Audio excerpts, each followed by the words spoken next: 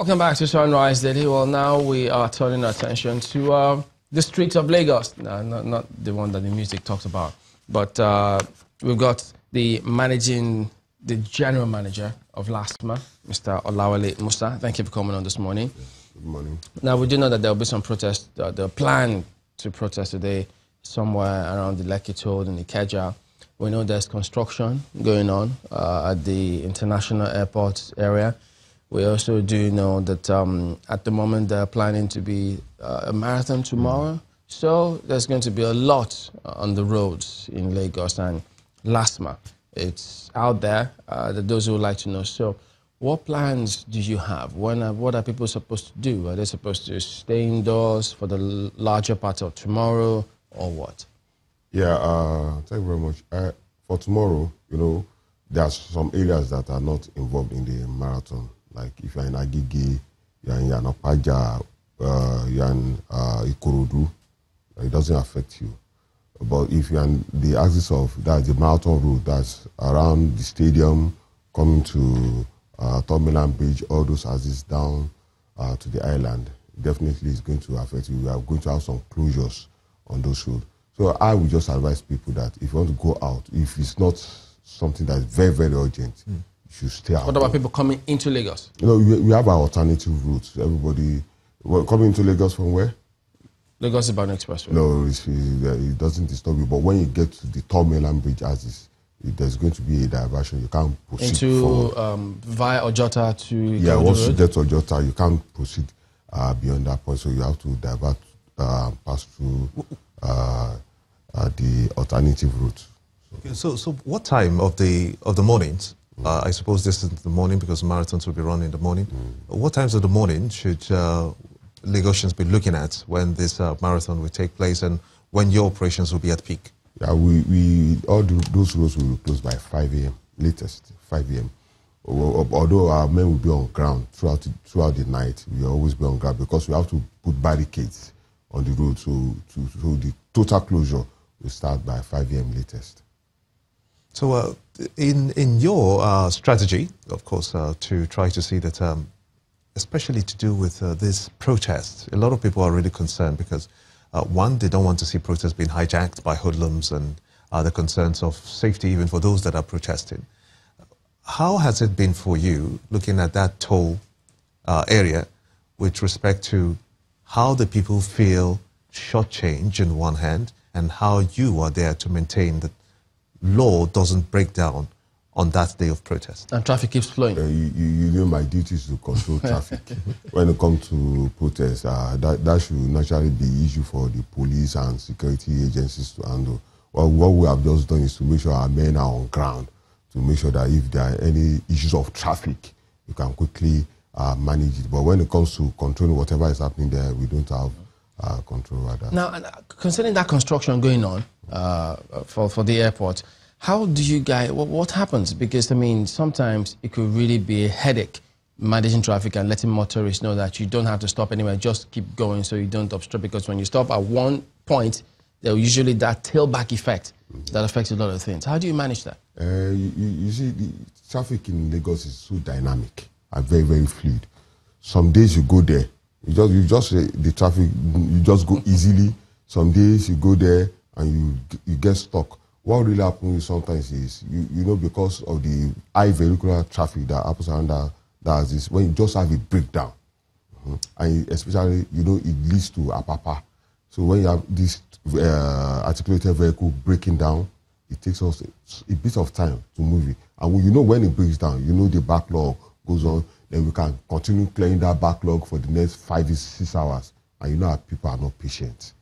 So you understand, people, they do what we normally explain is lane indiscipline, where you should have 3 lanes so that everything flows. That 3 lanes becomes 5 lanes.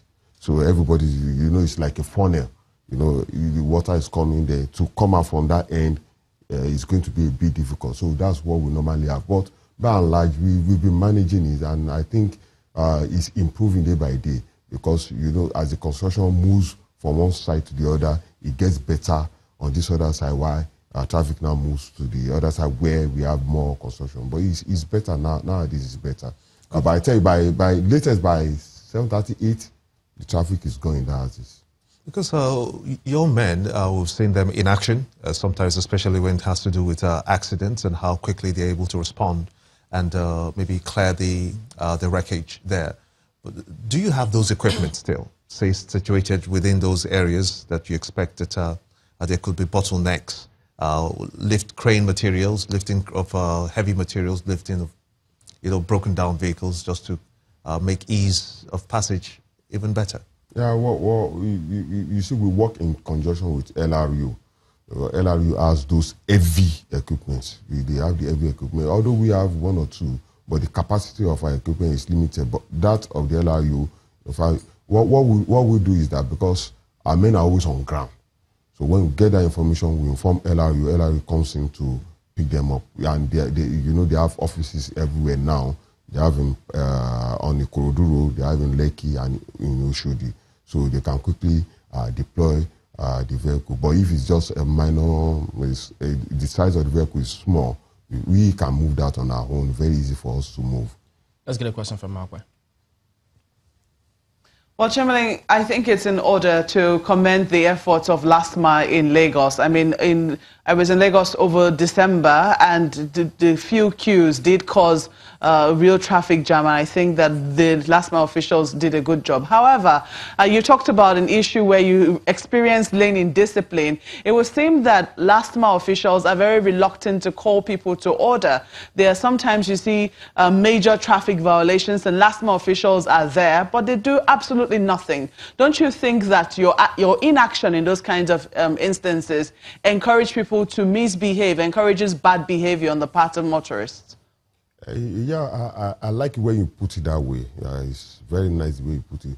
But the truth is, when you have traffic and people are in discipline, just like we said, lane indiscipline, in our attempt to even correct people, you cause more traffic. Because if you stop a vehicle, that means you are causing, there's going to be a build-up. So we try as much as possible to manage people, make sure that the traffic keeps flowing. But when it becomes, you can see some people that are very, very unruly. Once in a while, we try and apprehend. But we just try to get away from a situation where we ourselves are going to cause traffic on the road. It's not like we are reluctant. Let me tell you, we do impound, we do correct people, but that is not our major duty. Our major duty is to make traffic to flow. But when we have people that are recalcitrant, yes, we might try to at least correct. We do correct. With that correction, we do. But that reluctance is because we don't want to cause traffic ourselves. It's not like we don't know what to do. But in doing it, we now cause traffic. There's going to be an issue. People will now start complaining. You see it. When you try and impound a vehicle, people on the road will start complaining because you are disturbing them from moving. So as much as possible, we avoid it. Okay, if I could follow up on that briefly. So what is it that your men intend to achieve and what's the position of the law when we see a LASTMA official, maybe somebody's using his phone while driving and you see the LASTMA officials in front of the car recording with his own personal phone? What do they, because eventually we don't see them contact the person afterwards.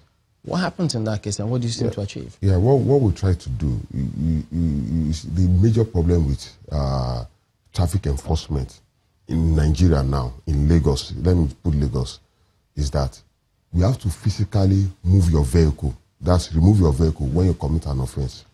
What should be is that in normal crimes, we should just give you a ticket, then you come and pay. Give anybody a ticket in Nigeria. In Lagos, that ticket is gone. Why? Is it you can't locate that house. You can't locate that person. You can't relate, even though you have the data of that vehicle, you can't relate the address and that person. You can't relate. You see people register their vehicle, nobody cross-check. You know the system. Our data is not articulate now for us to begin to use that system. So when you commit an offense, you have to impound your vehicle. Because people are also confused. People are really concerned or confused of your role, really, if it is set up to punish people or to correct them whenever there's a case of traffic offenses. Let's put it as that. But what exactly happens? Because your men are seen to maybe allow someone to make that mistake or go the wrong way, and then they come after him instead of preventing him from even doing that in the first place. I've heard people say this so many times, and I laugh at it. It's like somebody picks your pocket, okay? Even when you know, at least when you see that person, you are not sure that person is going to commit that offense. You are not sure. So until that person commits offense, that's when the offense is committed. Now, somebody will tell you that I should tell somebody not to pass one way when the sign is there. Is that my job? No, but there are places that there are no signs. Wait, when the sign is, I said it, when the sign is there. What about when the sign is not there? Then you have an issue. Look, nobody will hold you when there's no sign that you pass one way. You have your right. Mr. They've held many people. I have seen them hold many people. Look. Even if it's not LASTMA, police. I can talk about LASTMA. You see, the way we operate is very, very different. The way we operate. If you is it two days ago, task force impounded some vehicle around GRA for passing one way. Do you know people were saying they never knew that place is one way? The sign is there. People don't look at it. Well, we always have a lot to talk about, which we will in the days to come. But you've heard how to conduct yourself perhaps tomorrow for the marathon, and subsequently if you're going through those areas that are being constructed. And if you're coming into Lagos, but if you don't, I guess you have some numbers eventually. Well, thank you for coming on. Mr. Olawale Musa is the General Manager of LASTMA. We're back in a moment. Stay with us.